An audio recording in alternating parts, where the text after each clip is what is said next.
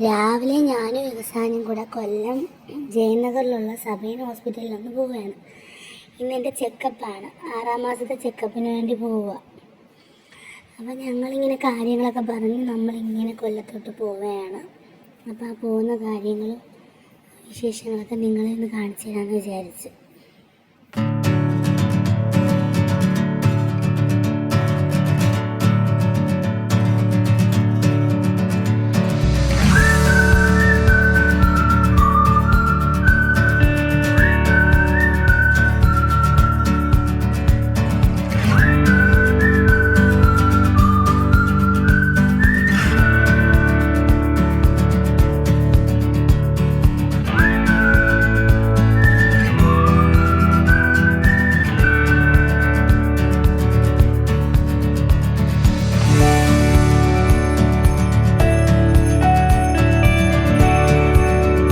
നമ്മൾ കുറച്ച് ലേറ്റായിട്ടാണ് വന്നത്. അങ്ങനെ അവിടുത്തെ പ്രൊസീജിയറൊക്കെ കഴിഞ്ഞ് ഗ്ലൂക്കോസ് ടെസ്റ്റിനാണ് ഞങ്ങൾ വന്നത്. അപ്പം ലാബിലോട്ട് നിൽക്കുകയാണ്.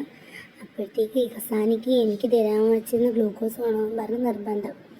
പിന്നെ ഗ്ലൂക്കോസൊക്കെ കുടിച്ച് ഞങ്ങൾ 1 മണിക്കൂർ റെസ്റ്റ് ചെയ്ത് 1 മണിക്കൂർ കഴിഞ്ഞ് ബ്ലഡ് എടുക്കാൻ പറ്റത്തുള്ളൂ. ആദ്യം ഇയാൾ ഭയങ്കര എൻജോയ്മെൻ്റ് ആയിരുന്നു.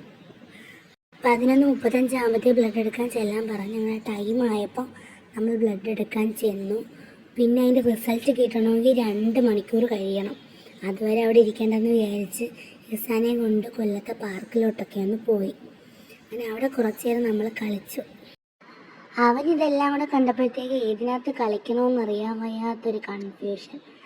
അവൻ അവിടെ എല്ലാം കിടന്ന് എൻജോയ് ചെയ്യുക.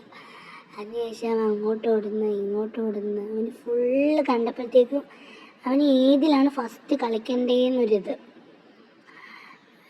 പിന്നെ അവൻ്റെ ഒരു സന്തോഷത്തിലാണ് ഞാനും അങ്ങ് നിന്ന്. അവനിക്ക് അതൊരു എൻജോയ്മെൻ്റ് ആവട്ടെ എന്ന് കരുതി. കാര്യം ഹോസ്പിറ്റലിൽ വരുമ്പോഴത്തേക്ക് നല്ല ബോറടി കേട്ടാ. അപ്പം ഇങ്ങനെയുള്ള ടൈമിൽ ഇങ്ങോട്ടൊക്കെ കൊണ്ടുവരും. അപ്പം അത്രയും ടൈം പോയി കിട്ടുമല്ലോ. അവൻ കിടന്ന് ഓടിയാണ്. ഏത് കളിക്കണമെന്നറിയാൻ വയ്യാത്ത ടെൻഷനിൽ അവൻ ഓടുന്നു.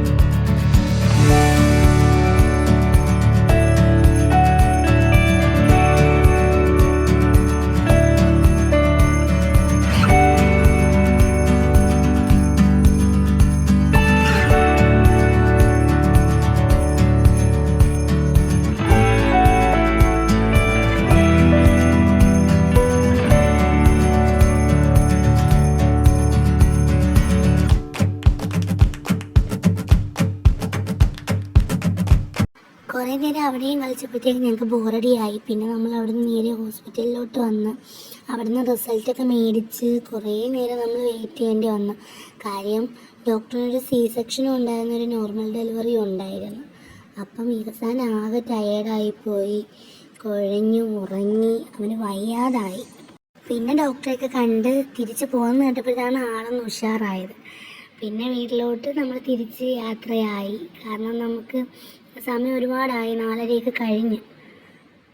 പിന്നെ വീടിൻ്റെ വഴിയൊക്കെ എത്തിയപ്പോഴാണ് ഇഹസാനൊന്ന് ഉന്മേഷമായത്. പിന്നെ എനിക്കും ഒന്ന് ഉന്മേഷമായി. കാരണം അത്രയ്ക്ക് രാവിലെ നമ്മൾ പോയതാണ്, 8:30 പോയതാണ്. നമ്മൾ അത്രയ്ക്ക് കുഴഞ്ഞാണ് നമ്മൾ വരുന്നത്. ഒന്ന് എവിടെയെങ്കിലും ഒന്ന് കടന്നാൽ മതി എന്നായിരുന്നു. ആ ഒരു രീതിയിൽ നമ്മളെന്തായാലും വീട്ടിലെത്താറായി. ഞങ്ങൾ വീടിൻ്റെ വഴിയാണ്.